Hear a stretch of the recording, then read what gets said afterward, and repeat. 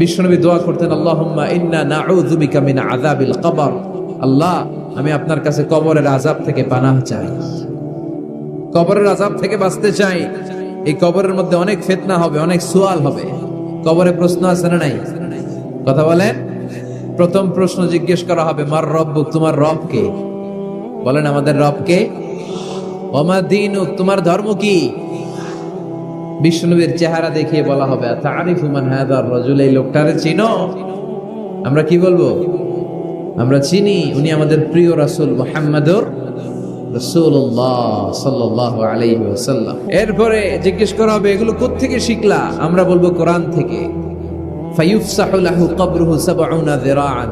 সুন্দর সুন্দর উত্তর করতে পারলে আপনার কবরটারে ৭০ হাত লম্বা করে দেয়া হবে। ইফতাহু লাহু বাবুন ইলাল জান্নাহ, জান্নাতের দিকে একটা দরজা লাগিয়ে দেয়া হবে। ইউলবাসু মিন লিবাসি আহলিল জান্নাহ, জান্নাতীদের পোশাক পরিয়ে দেয়া হবে। জান্নাতের পোশাক কেমন হবে জানেন? রেশমের পোশাক। ওয়া লিবাসুহুম ফিহা হারির, the dress will be in Jannah with fine green silk with the gold embroidery. জান্নাতে যারা থাকবে তাদের পোশাক হবে পাতলা সবুজ রঙের রেশমের কাপড়ের পোশাক, যেটার মধ্যে গোল্ডের, স্বর্ণের ডিজাইন করা, এমব্রয়ডারি করা থাকবে। ওই পোশাক পরিয়ে দেওয়া হবে। আর বলা হবে নাম কান্নাউমিল আরুস, বাসর রাতে জামাই যেমনি আনন্দে ঘুমায় তুমিও ঘুমাও। দুনিয়াতে অনেক কষ্ট সহ্য করছো, দুনিয়াতে পুলিশের দৌড়ানি, র্যাবের দৌড়ানি, আছে না নাই? ইসলামের পক্ষে যারা কথা বলে নিজ এলাকায় পরবাসী, আছে না নাই? মামলা হামলা, ঝক্কি ঝামেলা, ঝুঁকি একটার পর একটা, তার পিছু ছাড়ে না। সে ঘুমাইতেও পারে নাই, চিল্লায় বলেন ঠিক কিনা? আনন্দের ঘুম আমরা সেদিন দেব ইনশাআল্লাহ। ঘুমেন না? নাম কানাউমিল আরুস, বাসর রাতে বর যেমনি কনেকে নিয়ে ঘুমায় ঘুমাও। দুনিয়াতে ঘুমাইতে পারো নাই, দুনিয়াতে খালি দৌড়াইছো। কি করছো? দৌড়ানির উপরে ছিল। আজকে দৌড়ানি নাই, আজকে দৌড়ানি হবে ওই দলে। কথা কন। যারা ইসলামের পক্ষে ছিল না, আজীবন ইসলামের বাঁশ দিয়েছে, আজকে ওদেরকে বাঁশ দেওয়ার পালা। সেদিন হিসেব উল্টে যাবে। এবার ওদেরকে প্রশ্ন করা হবে, তুই ক মার রব্বুক? কয় আমি জানি না। কি জানোস? কয় কিছুই জানি না। কি যে জানি না ওইটাও জানি না। দ্বিতীয় প্রশ্ন, ওয়ামা দীনুক, তোর ধর্মের নাম কি? কয় জানি না। ফেরেশতারা কয় আর প্রশ্ন বাকি একটা। তারপরে আঙ্গ খেলা শুরু। ওমান হাযার রাজুল, do you know this person? দেখো তো এই লোকটারে চিনা চিনা লাগে কিনা। কয় না, চিনি না, আমি কিচ্ছু জানি না, আমি কিচ্ছু মনে করতে পারছি না। খালি আমি মদ খাইতাম আর চিয়ার্স করতাম, এটা মনে আছে। আমি ইসলামের বিরুদ্ধে দৌড়াতাম, ইসলামের পক্ষের শক্তির উপর হামলা চালাতাম, এগুলো মনে আছে। কোরআনের বিরুদ্ধে ছিলাম, ইসলামের বিরুদ্ধে ছিলাম, বিশ্বনবীর বিরুদ্ধে ছিলাম। বিশ্বনবীর বিরুদ্ধে আমি বিষোদাগার করতাম, ইসলামের বিরুদ্ধে আমি জনপ্রচারণা চালাতাম। আজীবন আমার জীবনটারে আমি কাটিয়েছি ইসলামের বিপক্ষে। সুদ, ঘুষ, দুর্নীতি, যৌতুক, মদ ছিল আমার নিত্য সঙ্গী। আমি কিচ্ছু মনে করতে পারছি না, আমার ধর্ম নাই, আমার কিছুই মনে নাই। ফেরেশতারা বলবে ঠিক আছে, এবার আঙ্গ খেলা শুরু। ফায়ুতরাকু বিমাতারিকা মিন হাদিদ, লোহার হাতুড়ি দিয়ে এবার ওর পিটানো শুরু। পিটাতে পিটাতে ওর গায়ের গোশত আর মাসেলগুলো থেতলে ফেলা হবে। ইয়াকালু লিল আরদি ইলতাইমি, জমিনকে বলা হবে চাপ দাও। ফাতাখতালিফু আদলাউ, ওয়াল আয়াযু বিল্লাহ। কবরের এক পাশের মাটি আরেক পাশের মাটি এমন ভাবে চাপ দিবে, ডান পাশের পাঁজরের হাড় বাম দিকে ঢুকে যাবে, বাম দিকের হাড্ডি ডান পাশে এসে যাবে। ওর চিৎকারে পুরো কবরস্থানটা থারথার করে কাঁপবে। ওরে বাঁচানোর তখন কেউ থাকবে না। ওর ক্ষমতা, ওর দাপট, ওর হুঙ্কার, ওর অহংকার ওরে বাঁচাতে পারবে না। চিল্লায় বলেন ঠিক কিনা? হাত্তা সা, কিয়ামত পর্যন্ত, কিয়ামত পর্যন্ত এই দুর্বিষহ জীবন সময় তার কাটতেই থাকবে। আল্লাহ, কবরের এই আযাব থেকে তুমি আমাদেরকে বাঁচাও। সূরাতুল মুলক যারা নিয়মিত তেলাওয়াত করবে, আল্লাহর মেহেরবানিতে তাদের কবরে কোনো আযাব হবে না। বিষ্ণুই বললেন এখানেই শেষ নয়, আরো আছে। শাফাআত লি সাহিবিহা, এই সূরাটা কিয়ামতের দিন এই সূরা যে তেলাওয়াত করবে তার পক্ষে সুপারিশ করবে। কোরআন যদি আপনার বিপক্ষে আল্লাহর কাছে নালিশ করে, আপনার বাঁচার কোনো উপায় আছে? আপনার পীর সাহেব আপনারে বাঁচাইতে পারবে? চাইলে আপনার দলের নেতা কথা কন, কেউ বাঁচাইতে পারবে আপনারে? কোরআন যেমনি আপনার বিরুদ্ধে দাঁড়ালে আপনারে বাঁচাতে পারবে না, কোরআন তেমনি আপনার পক্ষে দাঁড়ালে আল্লাহ আপনারে ফেলে দিতে পারবে না। কোরআন আপনার পক্ষে থাকলে আল্লাহ আপনাকে দয়া করবেনই। বিশ্বনবী বলেছেন, ইকরাউল কুরআন ফাইন্নাহু ইয়াতি ইয়াউমাল কিয়ামাতি শাফিআন লিআসহাবি। কোরআন তেলাওয়াত করো, কেননা কোরআনের তেলাওয়াত এটা কিয়ামতের দিন তোমার জন্য সুপারিশ হয়ে দাঁড়াবে। এজন্য বিশ্বনবী বললেন, যে ব্যক্তি সূরাতুল মুলক নিয়মিত তেলাওয়াত করবে, এই সূরাটা কিয়ামতের দিন ওই তেলাওয়াতকারীর জন্য আল্লাহর কাছে সুপারিশ করবে। এখানেই শেষ নয়, বিশ্বনবী বললেন, খাসামাত আন সাহিবিহা, এই সূরা যে তেলাওয়াত করবে তার পক্ষে আল্লাহর সাথে এই সূরাটা দাঁড়িয়ে তার পক্ষ নিয়ে আল্লাহর সাথে তর্ক করবে, ঝগড়া করবে। আল্লাহ তুমি ওরে জান্নাত দিবা না কেন, ওরে মাফ করবা না কেন? তুমি না গফুর, তুমি না গফফার, তুমি না রহিম, তুমি না রহমান, তুমি মাফ করে দাও। ও মিয়া, সুপারিশ করতেছে কে? সূরাতুল মুলক। সুবহানাল্লাহ কইবেন না? কতক্ষণ এই তর্ক আল্লাহর সাথে সে চালাবে? হাত্তা আদখালাহুল্লাহুল জান্নাহ, যতক্ষণ না আল্লাহ তার জান্নাতে না ঢুকায়। এখানেই শেষ নয়, বিশ্বনবী বললেন, মান ক্বারাআ বিহা ফি লাইলাতিন ফাকাদ আকসারা ওয়া আতাবা, রাত্রি বেলায় যে এই সূরাটা তেলাওয়াত করবে পুরো রাতটাকে বরকতময় করে দিবে কে? এজন্য বিশ্বনবী বলেন, আমি চাই আমার সব উম্মত এই সূরাটা মুখস্থ করে নেক। আমার চাই আমার ছোট বড় আবাল বৃদ্ধ বনিতা সব উম্মতের হৃদয়ের মধ্যে এই সূরাটা গাঁথা থাক। এই সূরাটা পড়লে আল্লাহ আপনার দৃষ্টি শক্তিকে খুলে দিবে। আপনার চোখের সামনে কোনো পর্দা থাকলে পর্দাটা সরে যাবে, আপনি আল্লাহর মাহাত্ম্য বুঝতে পারবেন, আপনি আল্লাহরে চিনতে পারবেন, আপনি আল্লাহর অস্তিত্ব টের পাবেন। সুবহানাল্লাহ পড়েন। অনেকেই বলে যেটা দেখি না তা মানি না। যারা স্রষ্টাকে বিশ্বাস করে না তারা বলে আনসিন ইজ নাথিং, যেটা দেখা যায় না এটা বিশ্বাস করি। তুমি তোমার চোখ খোলো না একটু, you must find your God, তুমি তোমার আল্লাহরে খুঁজে পাবা। আপনি আকাশের দিকে তাকান, বাতাসের দিকে তাকান, জমিনের দিকে তাকান, আল্লাহরে খুঁজে পাবেন। সাইয়েদনা ইব্রাহিম তারার দিকে তাকালেন, বললেন মনে হয় এটাই আমার রব। পরে দেখে তারা নাই, কয় না না, আমার রব তো আমার ছেড়ে চলে যেতে পারে।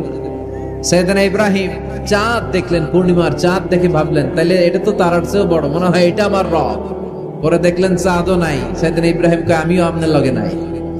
এরপরে সূর্য উঠলো, গগন বিদারী সূর্য পুরো জমিনটারে আলোকিত করে ফেললো।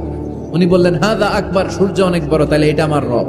পরে বিকেল বেলা যখন সূর্য ডুবে যায়, সাইয়েদনা ইব্রাহিম কয় না, আমার রব তো আমার ছেড়ে কোথাও চলে যেতে পারে। তখন তিনি চিন্তা গবেষণার মধ্য দিয়ে মহাসত্যের খোঁজ পেলেন। সুবহানাল্লাহ পড়েন। মহাসত্য হচ্ছেন একজন, চিৎকার করে বলতে হবে তিনি কে? সে আল্লাহ বলে, গোলাম আমার অস্তিত্ব অনুভব করার জন্য তোমাকে ডজন ডজন বই পড়া লাগবে না, ডক্টরের ডিগ্রি লাগবে না, তুমি আমার সৃষ্টি করা এ বসুন্ধরার দিকে তাকাও, এই গাছপালা নেয়ামত রাজির দিকে নজর বুলিয়ে তাকাও। তুমি সাগর দেখো, তুমি পাহাড় দেখো, তুমি ঝর্ণা দেখো, ঝর্ণার কলকলো আওয়াজের ভেতরে আমি আল্লাহরে খুঁজে পাবো। আহা, ঝর্ণার সামনে দাঁড়ালে বোঝাই যায় একজন এটাকে নিয়ন্ত্রণ করছে, একজন আছে, একজন থাকা লাগবে, একজন থাকা চাই যাকে ছাড়া মহাবিশ্ব এত সুন্দরভাবে চলতে পারে না। সাগরের দিকে তাকান। কক্সবাজারে গেছেন আপনারা? আহা, কি ক্ষুদ্র আমি, কি তুচ্ছ আমি, কি নগণ্য আমি। বঙ্গোপসাগরের সামনে দাঁড়ালে হায় রে, নিজের কি এতিম লাগে, কি ছোট্ট আমি, কি সাগরের তর্জন গর্জন। হিমছড়িতে যখন যাই, সিলেটের মাধবকুণ্ডে যখন যাই, মালয়েশিয়াতে মাঝে মাঝে যাই, ক্যামেরন হাইল্যান্ডে কিছু ওয়াটারফল আছে। আল্লাহু আকবার, এই ঝর্ণার আওয়াজের মধ্যে মনে হয় যেন আল্লাহর জিকির শোনা যায়, ঠিক কিনা? এই জন্য নাস্তিকদের যুক্তিগুলো খোড়া যুক্তি। তারা বলে আনসিন ইজ নাথিং, যেটা দেখি না ওইটা মানি না। এরকম কিছু গাধা আছে না নাই? হাদারাম, উল্লুক্কা পাঠা, যেটা দেখি না ওইটা মানি না। আচ্ছা বলেন তো, আমরা কোনোদিন আমেরিকা দেখছি সরাসরি? কথা কয় না। টিভিতে দেখছি, বইতে দেখছি আমেরিকার ছবি, কিন্তু সরাসরি এটা আমেরিকা দেখছি? তাই বলে আমরা আমেরিকা মানি না? কথা বলেন। নাস্তিক যারা কথা বলে এরা বাতাস দেখতে পায়? উত্তর দেন, বাতাস দেখা যায়? তো নাস্তিকের যারা দল, নাস্তিকের গোষ্ঠী, ওরা কি বাতাসকে মানে না? Why do you believe on that? Why do you believe on air in the atmosphere? বায়ুমণ্ডলে যে বাতাস আছে এটা কেন মানো? বাতাস তো দেখো। কে কারো যখন মাইগ্রেনের পেইন হয় মাথায়, আমার প্রচন্ড ব্যথা। আপনারা কি দেখতে পাচ্ছেন ব্যথাটা? কিন্তু মাথায় যে ব্যথা হয় এটা আপনারা মানেন না, নাস্তিকেরা মানে না। তাহলে ওদের যুক্তির কোনো গ্রাউন্ড আছে? কোনো গ্রাউন্ড নাই। যেটা দেখা যায় না এটা নাকি ওরা বিশ্বাস করে। আল্লাহ বলেন সৃষ্টির দিকে তাকা, নজর করে দেখ, আমি আল্লাহর নিদর্শন আছে। সুবহানাল্লাহ পড়েন। নাস্তিকদের কিভাবে আপনি বুঝাবেন? একটা ঘটনা বললে চমৎকার বুঝতে পারবেন। কুফা নগরীতে এক নাস্তিক ছিল, সে এরকম বলতো, যেটা দেখি না ওইটা মানি না। সবাই বলে আমাদের একজন ইমাম আছে, ওনার নাম নু'মান ইবনু সাবিত, উনি তোমারে দেখায় ছাড়বে আল্লাহরে। সে বলে তাই, তাহলে ডাকো তো, তার সাথে আমি তর্ক করব। অ্যাপয়েন্টমেন্ট দেওয়া হলো জুমার পরে ঠিক ভর দুপুরে 2টায়। নু'মান ইবনু সাবিত ওনার আসল নাম, ওনার লকব হচ্ছে আবু হানিফা।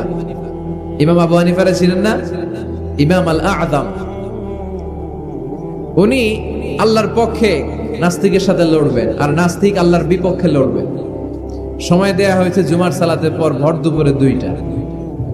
ঠিক সময় নাস্তিক এসেছে, হাজার হাজার মানুষ এসেছে, আসে নাই ইমাম আবু হানিফা।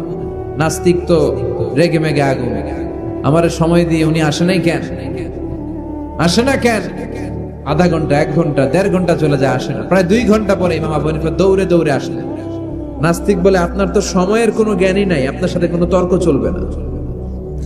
ইমাম আবু হানিফা বললেন ইনদি উযর, আই হ্যাভ অ্যান এক্সকিউজ, আমার একটা এক্সকিউজ আছে। কি এক্সকিউজ? সাইয়েদনা ইমাম আবু হানিফা বললেন, আমি যখন ঘর থেকে বের হই, এই পথে আসার সময় আমাকে একটা নদী পার হতে হয়।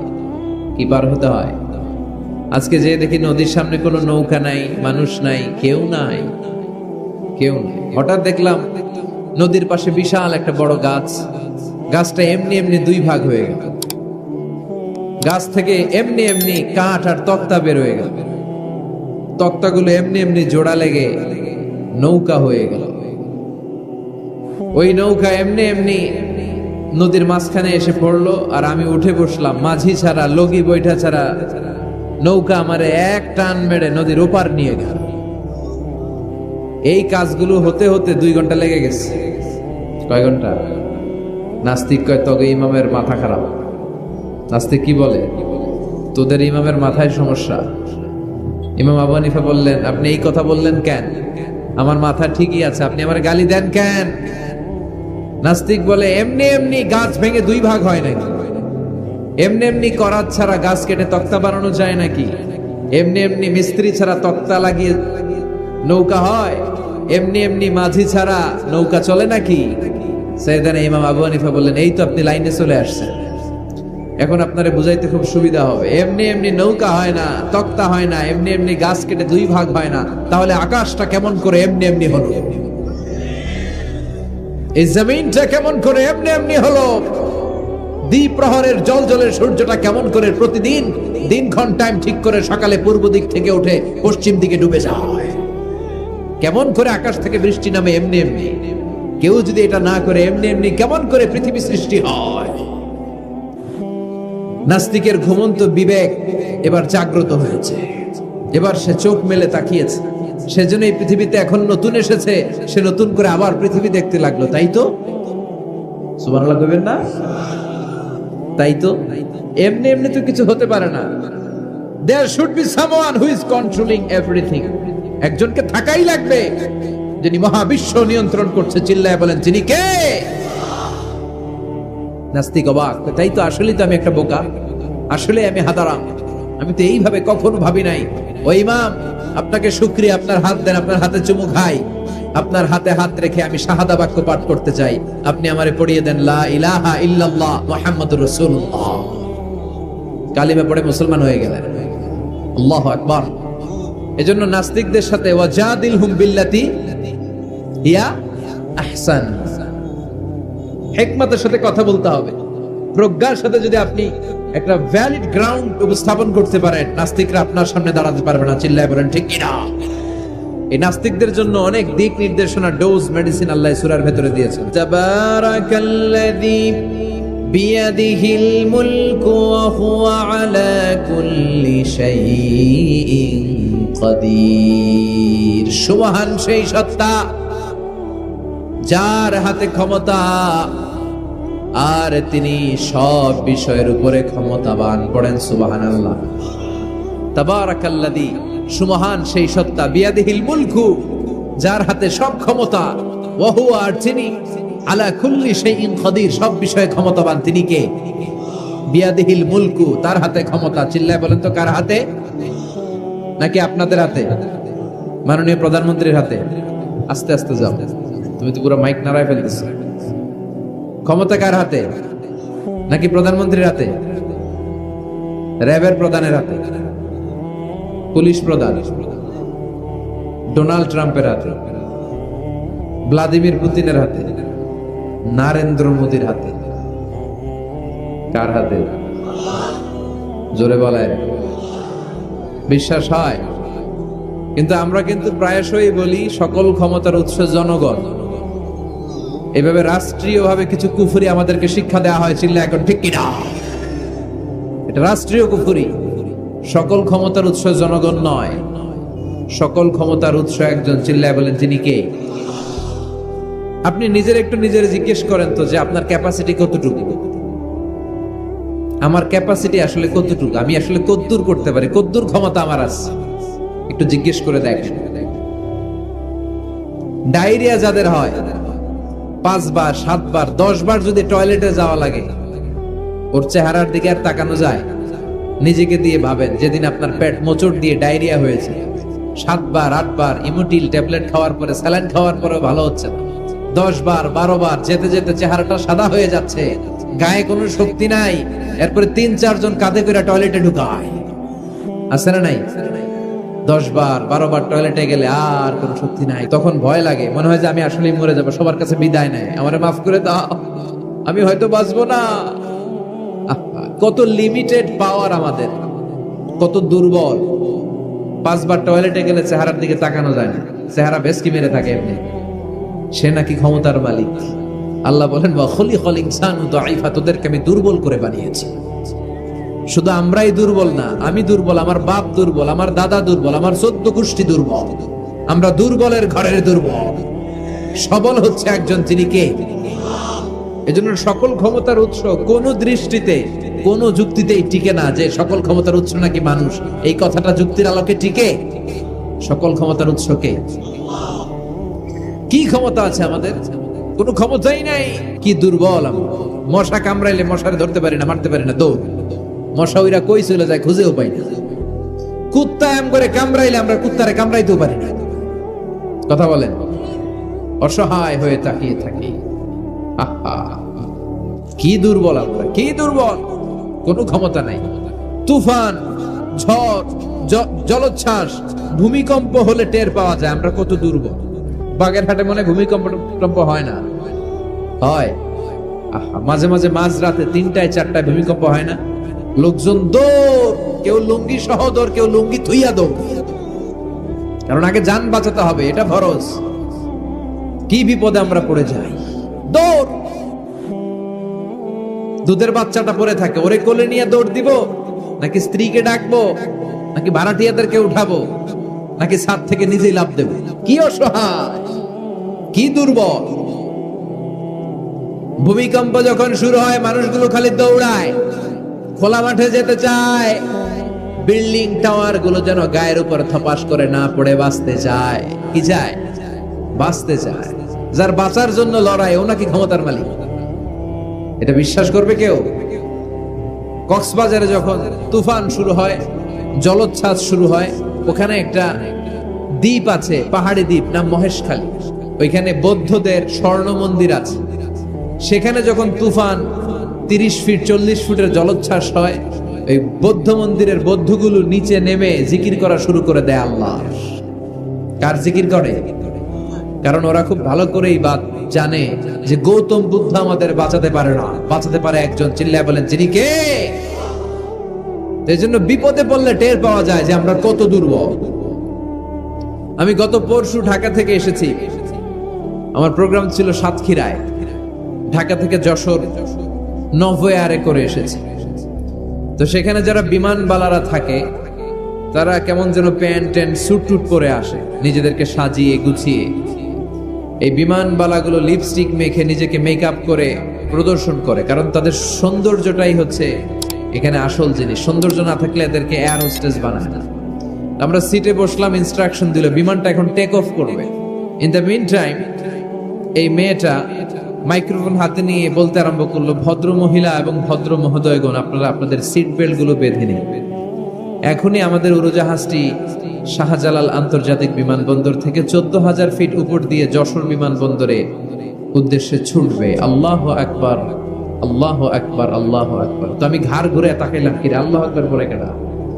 পরে তাকে দেখি ওই মেয়েই পড়তেছে, কাগজের মধ্যে লেখা। অবাক হলাম, যার চলাফেরা এরকম, বেশভূষা এরকম, এই মেয়েটা এখন আল্লাহু আকবার, আল্লাহু আকবার, আল্লাহু আকবার পড়ছে। আর পড়ছে শুদ্ধ অশুদ্ধ মিলিয়ে, সুবহানাল্লাযী সাখখারা লানা হাযা ওয়া মা কুন্না লাহু মুকরিনিন। আমি মিলাতে পারলাম না যে আল্লাহু আকবার পড়ে কেন। পরক্ষণে আমি বুঝলাম যে এইমাত্র বিমানটা গ্রাউন্ড ছেড়ে দিয়ে 14,000 ফিট উপরে উঠে যাবে। ওদের সবার খুব ভালো করেই জানা, ওই 14,000 ফিট উপরে আকাশের মাঝে আমাদেরকে বাঁচানোর কেউ নাই। কেউ আমাদেরকে, পুলিশ আমারে বাঁচাতে পারবে না, এয়ারলাইন্সের ম্যানেজার আমারে বাঁচাতে পারবে না, কোন সিকিউরিটি আমারে বাঁচাতে পারবে না, ফায়ার সার্ভিসের ওরা আমাকে বাঁচাতে পারবে না। ওই 14,000 ফিট উপর থেকে আমারে বাঁচাতে পারে একজন, চিল্লায় বলেন যিনি কে? এটা খুব ভালো করে জানে, হিসাবটা খুব সহজ। এজন্য ওঠার আগে আল্লাহু আকবার লাগে, আর নিচে নামলেই দুম্মা চলে দুম। তিনি আজীবন ধরে ক্ষমতার চেয়ারে আসীন, তার ক্ষমতার চেয়ার কেউ কেড়ে নিতে পারবে না। কথা বলেন, কথা কানাকে? বিএনপির ক্ষমতার চেয়ার কেড়ে নেয় আওয়ামী লীগ, আওয়ামী লীগের ক্ষমতার চেয়ার কেড়ে নেয় বিএনপি। এগুলো আমরা দেখছি না? এখন অবশ্য লম্বা সময় ধরে বাংলাদেশ আওয়ামী লীগ ক্ষমতার চেয়ারে আছে। হয়তো কোনো কারণে আওয়ামী লীগের পর আবার নতুন কোন দল ক্ষমতায় আসতে পারে কি পারে না। এভাবে পৃথিবীর রদবদল হয়। আজীবনের জন্য কেউ ক্ষমতার চেয়ারে বসে থাকতে পারে একজন ছাড়া, তিনি কে? আল্লাহ। সেই যে ক্ষমতার চেয়ারে বসছে, কেউ আল্লাহর ক্ষমতার চেয়ার কেড়ে নিতে পারবে? চিল্লায় বলেন পারবে? এই পৃথিবীতে যারা ক্ষমতায় আসে তাদের কারো ক্ষমতার মেয়াদ 5 বছর। এই যে বাংলাদেশ আওয়ামী লীগ নতুন করে ক্ষমতায় এলো, মেয়াদ কয় বছর? কথা বলেন, 5 বছর। কোন কোন দেশে 10 বছর। আল্লাহ যে ক্ষমতার চেয়ারে বসছে, আল্লাহর ক্ষমতার মেয়াদ কয় বছর? 20 বছর। কি কয়? হ্যাঁ, 50, 100 বছর। কয় বছর? আজীবন মেয়াদ। সুবহানাল্লাহ কইবেন না? হুয়াল আউয়ালু ওয়াল আখিরু ওয়াল যাহিরু ওয়াল বাতিন ওয়া হুয়া বিকুল্লি শাইইন আলীম। আল্লাহ বলে, আমি প্রথম, আমি শেষ, আমি গোপন, আমি প্রকাশ্য। আমি চিরকালের জন্য ক্ষমতার চেয়ারে বসেছি, কোনোদিন এই চেয়ার আমি ছাড়বো না। ঠিক কি না? উনি আজীবন ক্ষমতার মালিক। উনি শুরু থেকে আছেন, শেষ পর্যন্ত থাকবেন। সুবহানাল্লাহ পড়ে। আমার কথা কি বোঝা যাচ্ছে? বুঝতে পারতেছেন? পৃথিবীর অনেক দেশে আবার ডেমোক্রেটিক সিস্টেমে ভোটে জিতে ক্ষমতায় আসতে হয়। যেমন আমাদের দেশ ডেমোক্রেটিক কান্ট্রি, ভোট যার বেশি ক্ষমতা তার বেশি, ভোট পেয়ে ক্ষমতায় আসে। তো আল্লাহ তো ভোটে জিতে মনে হয় ক্ষমতায় আসছিল না, ভোট ছাড়া আসছে, কারচুপি করে আসছে আল্লাহ। হ্যাঁ, অনেক দেশে রাজতন্ত্র, মোনার্কি সিস্টেম, রাজার পোলা রাজা। আল্লাহর বাবা ছিল রাজা, এজন্য আল্লাহও রাজা। আল্লাহ বলে না, ভোটে জিতে আমার ক্ষমতার চেয়ারে বসা লাগে নাই। আমার বাবা নাই, আমার ছেলে নাই, আমার কেউ নাই, আমি একাই সব ক্ষমতার মালিক। আমি চিরকালের জন্যই ক্ষমতার চেয়ারে বসা। চিরকাল, আজীবন তিনি ক্ষমতার চেয়ারে থাকবেন। আবার অনেক সময় দেখা যায় ক্ষমতায় যেতে হলে অন্যান্য পার্টির সাথে কোয়ালিশনে যেতে হয়, শরিক বানাতে হয়। আল্লাহর ক্ষমতায় তো শরিক আছে না? আছে। আল্লাহ বলেন, ওয়ালাম ইয়াকুল্লাহু শারীকুন ফিল মুলক। আমার ক্ষমতায় কোনো পার্টনার নাই, কোনো শরিক নাই। তোদের মতো আমি কারোর সাথে জোট করি নাই। জোট ছাড়া, শরিক ছাড়া, কোয়ালিশন ছাড়া আমি ক্ষমতার চেয়ারে বসা। আজীবন আমার ক্ষমতার মেয়াদ। কেউ আমার ক্ষমতার চেয়ার থেকে নামাতে পারবে না। তিনি চাইলে পাহাড়কে দরিয়া করতে পারে, তিনি চাইলে দরিয়াকে পাহাড় করতে পারে, তিনি চাইলে ধনীকে গরিব করতে পারে, গরিবকে ধনী করতে পারে। তিনি চাইলে সম্মানিতরে অপমানিত করতে পারে, আবার চাইলে অপমানিতরে সম্মানিত করতে পারে। তিনি কে? ফাআলুল লিমা ইউরিদ। তিনি যা ইচ্ছা তাই করতে পারেন। তার কাছ থেকে জবাবদিহিতা করার কেউ নাই। তিনি সবার কাছে জবাবদিহি চায়। চিল্লায় এখন ঠিক কিনা? সে আল্লাহ বললেন, সুমহান সত্তা, যার হাতে ক্ষমতা তিনি সব বিষয়ের উপর ক্ষমতাবান। এজন্য আমাদের মনে রাখতে হবে আমাদের কোনো ক্ষমতা নাই, ক্ষমতার মালিক কে? ওয়ালাকাদ যায়্যানাস সামাআদ দুনিয়া বিমাসাবিহা ওয়া জাআলনাহা রুজুমান লিশ-শায়াতিন। সুবহানাল্লাহ পড়েন। আল্লাহ বললেন, আমি নিকটবর্তী আকাশটারে তারা দিয়ে, আলো দিয়ে, মোমবাতি দিয়ে আলোকিত করেছি। I have beautified the closer sky with light and candles.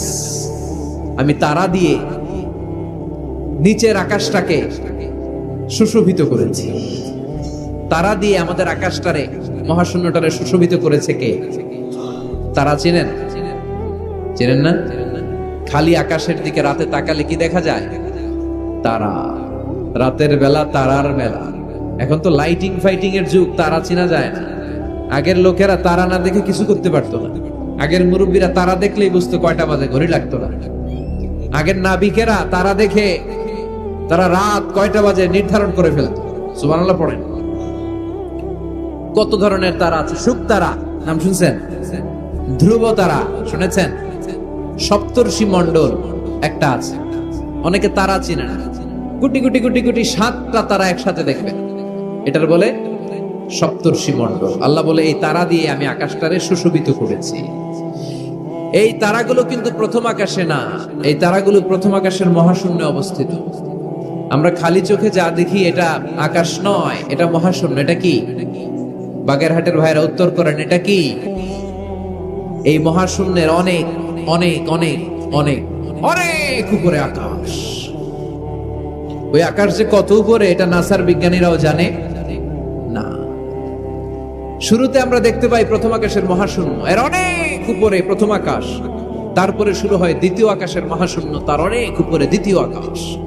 তারপরে তৃতীয় আকাশের মহাশূন্য, তারপরে তৃতীয় আকাশ। এভাবে একটার চেয়ে আরেকটা বড়, একটার চেয়ে আরেকটা বড়। দ্বিতীয় আকাশের তুলনায় প্রথম আকাশটা কত ছোট শুনতে চান? আপনার হাতের আংটিটা যদি আপনি সাহারা মরুভূমিতে ছুঁড়ে ফেলে দেন, পৃথিবীর সবচেয়ে বড় মরুভূমির নাম কি জানেন? সাহারা মরুভূমি। এই সাহারা মরুভূমিতে আপনার হাতের আংটি ছুঁড়ে ফেলে দিলে পুরো মরুভূমির তুলনায় আপনার হাতের আংটি যত ছোট, আল্লাহর দ্বিতীয় আকাশের তুলনায় আল্লাহর প্রথম আকাশটা ঠিক তত ছোট। একটার চেয়ে একটা বড়। তারপর আমরা নিজের বড় বড় করে দাবি করি। এই যে আজকের প্যান্ডেলে এত মানুষের সমারোহ হয়েছে, তাকালে মনে হয় না যে কত বিশাল জায়গা? কথা বলেন, বিশাল মনে হয় না? পিল জঙ্গ এইটার যদি এত বড় মনে হয়, তাহলে পিল জঙ্গটা কত বড়? হ্যাঁ, আরো। এইটার চেয়ে নিশ্চয়ই বাগেরহাট বড়। কথা কয় না? বাগেরহাটের চেয়ে নিশ্চয়ই পুরো বাংলাদেশটা বড়। বাগেরহাট হলো 64 জেলার এক জেলা। 64টা জেলা মিলে সুজলা সুফলা আমাদের এই বাংলাদেশ। বাংলাদেশ হচ্ছে পৃথিবীর সবচাইতে বড় দেশ। হ্যাঁ, এরা দেখি আমার সব কথার সাথে খালি দ্বিমত করে। বাংলাদেশ সবচেয়ে বড় দেশ না? কত ছোট জানেন? মানচিত্রে বাংলাদেশ লেখার জায়গাটাও আমরা পাই না। বাংলাদেশ এটা লিখতে গেলে BAN পরে ইন্ডিয়ার উপরে, GLA পরে বাংলাদেশের উপরে, আবার DESH পরে আবার ইন্ডিয়ার উপরে। আমাদের বাংলাদেশটা এত ছোট, বাংলাদেশ লেখার জায়গাটাও মানচিত্রে আমাদের জন্য না। এত ছোট দেশ, এত ছোট। ইন্ডিয়া প্রায় 20-25 গুণ বড় আমাদের চেয়ে। আমেরিকা, কানাডা শতগুণ বড়। রাশিয়া একটা দেশ আছে কয়েকশো গুণ বড়। এরকম 200টা বিশাল দেশ মিলে পৃথিবী, 200টা দেশ মিলে পৃথিবীর 30 ভাগ, বাকি 70 ভাগ শুধু পানি। বাকি 70 ভাগ কি? এই স্থল আর জল মিলে আমাদের পৃথিবী। তাহলে আজকের এই প্যান্ডেলের জায়গার তুলনায় পুরো পৃথিবীটা কত বড়? সুবহানাল্লাহ কইতে পারলেন না? তাহলে এই পৃথিবীটা আমাদের কাছে এখন পর্যন্ত যেটা আমরা আলোচনা করলাম বোঝা গেল অনেক বড়। এত বড় পৃথিবী, কিন্তু আমরা শুনতে পাই যে সূর্যটা আমরা দেখতে পাই দিনের বেলা, ওই সূর্যটা নাকি এই বিশাল পৃথিবীর চেয়ে 13 লক্ষ গুণ বড়। চিন্তা করতে পারেন? খালি তো মাথা নাড়াইতেছেন। আসলে কি আমরা চিন্তা করতে পারি? 13 লক্ষটা পৃথিবী সূর্যের মধ্যে রেখে দেওয়ার জায়গা করে দিয়েছে কে? 9,30,00,000 মাইল দূরে সূর্য 8 মিনিট 18 সেকেন্ড সময় নিয়ে নেয় আলো পৌঁছাতে। এত বিশাল সূর্য। তার মানে কি সূর্যটাই সবচেয়ে বড়? এর চেয়ে অনেক বড় বড় তারা আছে। সূর্যের পরে পৃথিবীর সবচেয়ে কাছের তারার নাম প্রক্সিমা সেন্ট্রাই। গুগল করলে দেখবে যে কত তারা। এরপরে আলফা সেন্ট্রাই এ, আলফা সেন্ট্রাই বি, এইভাবে তারা শুরু। এটা ক্যারিনা, ব্যাটেলজিউস। যেই সূর্য পৃথিবীর চেয়ে 13 লক্ষ গুণ বড়, ব্যাটেলজিউস নামে একটা তারা আছে। ওই তারা সূর্যের চেয়ে 33 কোটি গুণ বড়। তার মানে কি ব্যাটেলজিউসই সবচেয়ে বড় তারা? এটা ছোট্ট সাইজের তারা। এইটার চেয়ে কত হাজার কোটি গুণ বড় তারা যে মহাশূন্যে আছে তার কোনো ইয়ত্তা আমাদের নাই। এরকম হাজার হাজার million trillion zillion pillion octillion তারা মিলে আমাদের এই গ্যালাক্সিটা গঠিত। আমাদের গ্যালাক্সির নাম মিল্কি ওয়ে। আমাদের গ্যালাক্সির নাম শুনছেন না? বিজ্ঞানে আমরা পড়ছি না? আমাদের গ্যালাক্সির নাম মিল্কি ওয়ে। আমাদের গ্যালাক্সির পরে আমাদের সবচেয়ে কাছের গ্যালাক্সির নাম অ্যান্ড্রোমেডা। আমাদের গ্যালাক্সি থেকে অ্যান্ড্রোমেডাতে পৌঁছতে 2.5 মিলিয়ন লাইট ইয়ার লেগে যাবে যদি লাইটের গতিতে আমরা ছুটি। 2.5 মিলিয়ন লাইট ইয়ার। 1 মিলিয়নে 10 লাখ, 2.5 মিলিয়নে 25 লক্ষ লাইট ইয়ার। এই পৃথিবীতে সবচেয়ে দ্রুতগামী যে জিনিসটার আবিষ্কার হয়েছে সেটার নাম আলো। সেটার নাম সবাই বলেন। আলো সবচেয়ে দ্রুত ছোটে। কত দ্রুত জানেন? 1 সেকেন্ডে 1,86,000 মাইল বেগে ছোটে। 1 ঘন্টায় না, 1 মিনিটে না, 1 সেকেন্ডে ছুটে কত দূর? আরে 1 সেকেন্ড কইতে তো 2 সেকেন্ড লাগে। 1 সেকেন্ড এটা বলতে বলতে 2 সেকেন্ড লেগে যায়, কিন্তু 1 সেকেন্ডে নাকি সে 1,86,000 মাইল দূর চলে গেছে। এই আলোর গতি সম্পন্ন একটা রকেট যদি কেউ বানাতে পারে, যে রকেটটাও আলোর মতো সেকেন্ডে 1,86,000 মাইল বেগে ছুটবে, এরকম রকেট যদি বানানো যায়, তাহলে এই রকেট দিয়ে আমাদের গ্যালাক্সি থেকে আমাদের প্রতিবেশী গ্যালাক্সি অ্যান্ড্রোমেডাতে পৌঁছতে 25 লক্ষ বছর লেগে যাবে। সে আল্লাহ বললেন, আলাকাদ যায়্যানাস সামাআদ দুনিয়া বিমাসাবিহা ওয়া জাআলনাহা রুজুমান লিশ-শায়াতিন। আমি তোমাদের জন্য দুনিয়ার আকাশটারে সুন্দর সুন্দর তারা দিয়ে সুশোভিত করেছি। এরকম বিশাল বিশাল তারা দেখতে তো মনে হয় ছোট্ট একটা ডটের মতো না, একটা ফোঁটার মতো মনে হয় না তারাগুলা? এত বিশাল বিশাল তারা মহাশূন্যে রেখেছে কে? হুয়াল্লাযী জাআলা লাকুমুল আরদা যালুলান ফামশু ফি মানাকিবিহা ওয়া কুলু মির রিজকি ওয়া ইলাইহিন নুশুর। আল্লাহ বলে, আমারে তোরা চিনিস না? চিনে নে।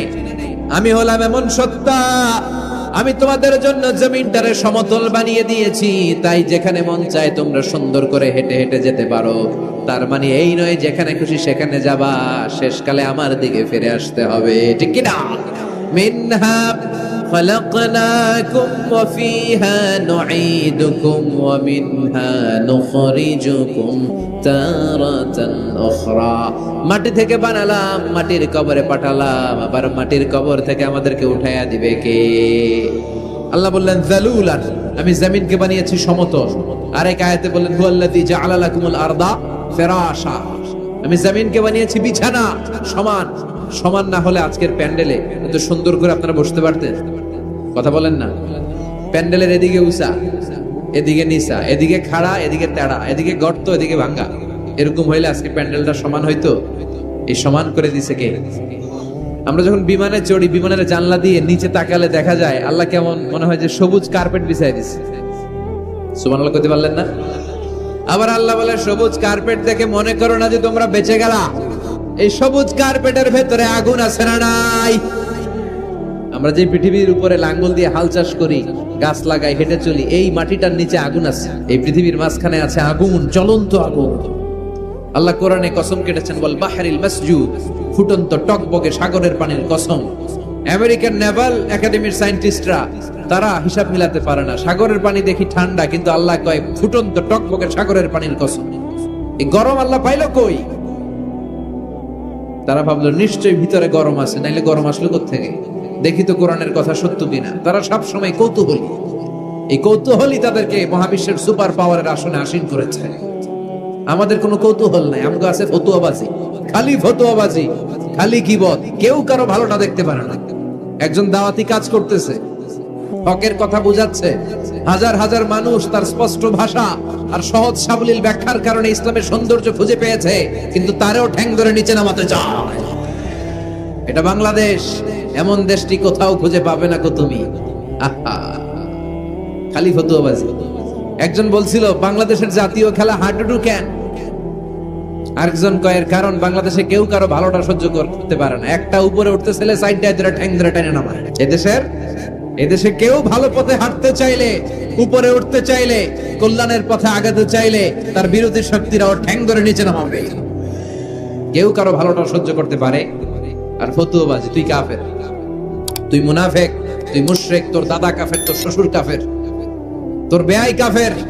ওই কাফের বেয়াই মারা গেলে ওরে যেখানে কবর দেয়া হবে, ওই কবরের উপরে যে ঘাস উঠবে, ওই ঘাস যে গরু খাবে, ওই গরুর যে দুধ খাবে, ও কাফের। কথা কন, খালি ফতুয়াবাজি। এই ফতুয়াবাজি থেকে আল্লাহ তুমি আমাদেরকে বাঁচাও। আমরা যেন হৃদয়টা প্রশস্ত করে একে অপরকে মুসলিম ভাই মনে করে বুকে টানতে পারি। আমরা খালি পিছাই, সর। বিশ্বনবী আসছে কাছে টানার জন্য, আমরা খালি পিছাই, খালি অন্যের দোষ খুঁজি। নিজের মধ্যে যে কত দোষ, নিজের মধ্যে দোষের শেষ নাই।